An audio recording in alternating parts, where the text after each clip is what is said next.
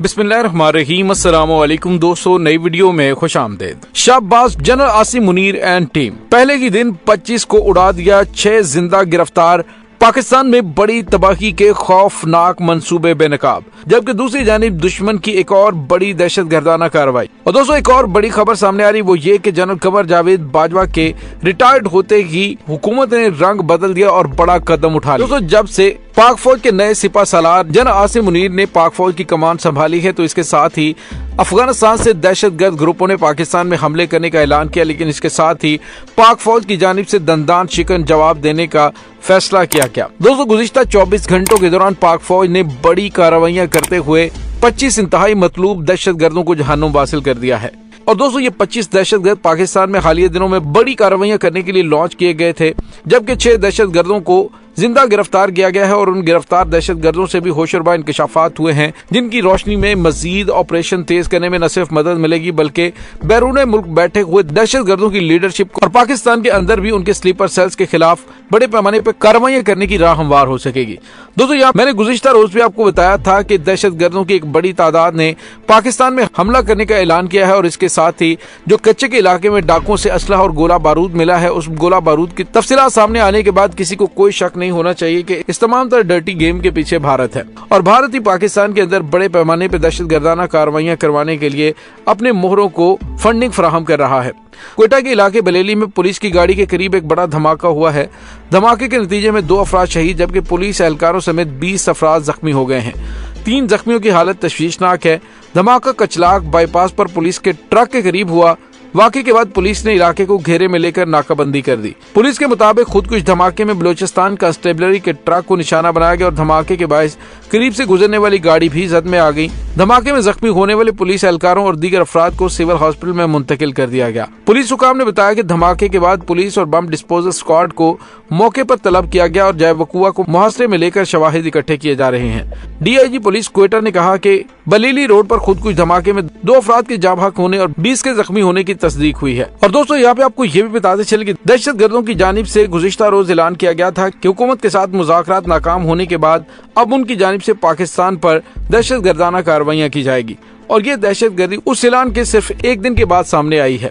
और दोस्तों यहाँ पे आपको ये बताते चले कि पाकिस्तान की मुसल्लह अफवाज ने दहशतगर्दों और उनके सहूलतकारों के खिलाफ ऑपरेशन क्लीन स्वीप का आगाज कर दिया है। पहले भी ये ऑपरेशन जारी था, लेकिन अब इस ऑपरेशन में तेजी लाई गई है क्योंकि दहशतगर्दों की बड़ी तादाद पाकिस्तान की सियासी हालात का फायदा उठाकर कोई भी इस तरह की कार्रवाई कर सकती है कि जिससे मुल्क में बड़े पैमाने पे इंतशार फैल सकता है। दोस्तों दूसरी जानिब आपको ये भी बताते चलें कि साबिक army chief general Qamar Javed Bajwa की रिटायर होते ही PDM हुकूमत ने यू टर्न ले लिया है और आजम नजीर तारड़ को दोबारा वजीर कानून बनाने की तैयारियां शुरू कर दी हैं।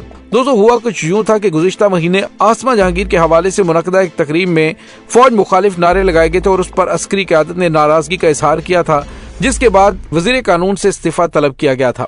इस्तीफा तलब किए जाने के बाद आजम नजीर तारड़ ने तकरीब में फौज मुखालिफ नारे लगने पर इजहार अफसोस करते हुए इस्तीफे की तस्दीक की थी, जबकि वजीर आजम शहबाज शरीफ ने आजम नजीर तारड़ का इस्तीफा आने के बाद अय्याज सादिक को वजीर कानून का इजाफी चार्ज दे दिया था। ताहम जनरल कमर जावेद बाजवा के रिटायर्ड होने के चंद घंटों बाद ही वजीर आजम ने आजम नजीर का इस्तीफा मुस्तरद कर दिया और उन्हें अपने ओहदे पर काम जारी रखने की हदायत की है। वफाकी वज़रा का वफ्द गुज़िश्ता रोज वजीर आजम शहबाज शरीफ का पैगाम लेकर आजम नजीर तारड़ की रिहाइश गाह पर पहुंचा था। इसहाक डार, राना सनाउल्लाह, अय्याज सादिक और साद रफीक, मरियम औरंगजेब पर मुश्तमिल वफ्द ने उनसे मुलाकात की। वफ्द ने आजम नजीर तारड़ को वजीर आजम के फैसले से आगाह किया, जिसमें उन्हें वजीर कानून के मनसब पर जिम्मेदारियां जारी रखने की हदायत की। तो दोस्तों इससे आप अंदाजा लगा सकते हैं कि नून लीग ने फौरी तौर पर अपना रंग बदलते हुए साबिक आर्मी चीफ के डर और खौफ से जो काम किए थे, अब उन्होंने जरा खुलकर उनकी मुखालफत करना शुरू कर दी है। और दोस्तों यहाँ पे आपको ये भी बताते चलें कि वफाकी वजीर कानून आजम नजीर तारड़ को जिम्मेदारी सौंपने के बाद एक बड़ा टास्क हुकूमत ने दे दिया है। वफाक ने सूबाई असम्बलियों को तहलील होने से बचाने के लिए अहम इकदाम शुरू कर दिए हैं। वफाकी हुकूमत ने आजम नजीर तारड़ को वजीर कानून का ओहदा संभालते ही एक अहम तरीन टास्क दे दिया है, जबकि पंजाब और खैबर पख्तूनख्वा असम्बलियों की तहलील के पेश नज़र कानूनी पहलुओं का भी जायजा लिया जा रहा है। दूसरी जानिब आपको ये भी बताते चलें कि पाकिस्तान तहरीक इंसाफ की जानिब से पंजाब असम्बली की तहलील या असम्बली से निकलने के ऐलान के बाद नून लीग को हाथ पांव पड़ चुके हैं और इस सिलसिले में मुस्लिम लीग नून ने पंजाब असेंबली की तहलील के मामले पर अपने इरकान असेंबली को फौरी तौर पर लाहौर पहुंचने की हिदायत की है। मुस्लिम लीग ने अपने इरकान असेंबली को पार्टी से मुकम्मल राबते में रहने की हिदायत करते हुए कहा कि तमाम इरकान पंजाब असेंबली ता हुक्म सानी सूबाई दारुल हुकूमत में ही क्याम करें। मुस्लिम लीग नून की क़यादत ने पार्टी अहदेदारों को इत्तेहादी जमातों के इरकान से भी राबते में रहने की हिदायत की। पार्टी क़यादत ने मुत्तहिदा अपोजिशन से ताल्लुक रखने वाले आज़ाद अरकान पंजाब असेंबली को भी लाहौर पहुंचने की दरखास्त की है।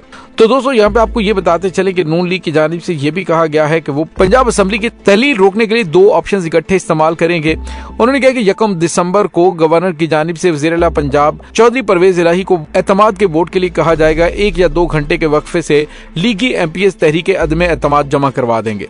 दोस्तों यहाँ पे आपको ये बताते चले कि असेंबलियों से इस्तीफे के ऐलान के बाद हुकूमत और अपोजिशन ने आईनी और कानूनी माहिरीन से राबते तेज कर दिए हैं। पंजाब असेंबली में अदम एतमाद के तरीकाकार और असेंबली की तहलील के बाद वज़ीर आज़म के इख्तियारात पर मुशावरत का अमल जारी है। ज़राए के मुताबिक दौरान मुशावरत इस बात पर गौर हुआ कि गवर्नर वज़ीर आला को आइन के किस आर्टिकल के तहत एतमाद का वोट लेने का कह सकते हैं। दूसरी जानिब आपको ये भी बताते चलें कि हुकूमत की जानिब से एक और नया स्टंट खेलने की कोशिश की जा रही है। हुकूमत पाकिस्तान तहरीक इंसाफ और मौजूदा आर्मी चीफ के दरमियान चपकलश पैदा करने के लिए और नफरत बढ़ाने की कोशिश कर सकते हैं। मारूफ सहाफी ने टीवी इंटरव्यू में बैठकर कहा कि नून लीग की जानिब से अब ये डर्टी पॉलिटिक्स खेली जाएगी और इसका मकसद फौज और मौजूदा आर्मी चीफ के दरमियान गलत फहमियां पैदा करना है। मुमकिन तौर पर पुलिस के जरिए FIA के जरिए किसी सहाफी को उठाया जाएगा, उन्हें टॉर्चर किया जाएगा और उसका इल्जाम पाकिस्तान की एजेंसियों पर लगेगा। और उसके बाद जिस तरह से जनरल कमर जावेद बाजवा के खिलाफ एक मुहिम शुरू करवाई गई, अब एक बार फिर मौजूदा army chief general Asim Munir के खिलाफ इस तरह की मुहिम शुरू करवाई जा सकती है और इस डर्टी गेम से पाकिस्तान का बहुत ज्यादा नुकसान हो सकता है। इसी वजह से हुकूमत को होश के नाखून लेते हुए इलेक्शन की जानिब बढ़ना चाहिए। दोस्तों इस वक्त पाकिस्तान की मईशत तबाहली का शिकार है। अंदरूनी और बैरूनी महाजों पर दुश्मन पाकिस्तान पर हमले करने के लिए तैयार है। ऐसे में नए army chief lieutenant general Asim Munir को सही मानों में पाकिस्तान को इस्तेहकाम के रास्ते पर डालने के लिए अपना किरदार अदा करना होगा। और अगर पाकिस्तान की मुसल्लह अफवाज पॉलिटिकल मामला से निकलती हैं तो ये एक बहुत अच्छी बात है। लेकिन अगर कोई जाती मुफादात के लिए पाकिस्तान को अनारकी का शिकार करने की कोशिश करे या फिर अपने जाती मुफादात के लिए फौज और अवाम के दरमियान कदूरतें पैदा करने की कोशिश करे तो उनसे आनी हाथों से निमटना भी जरूरी।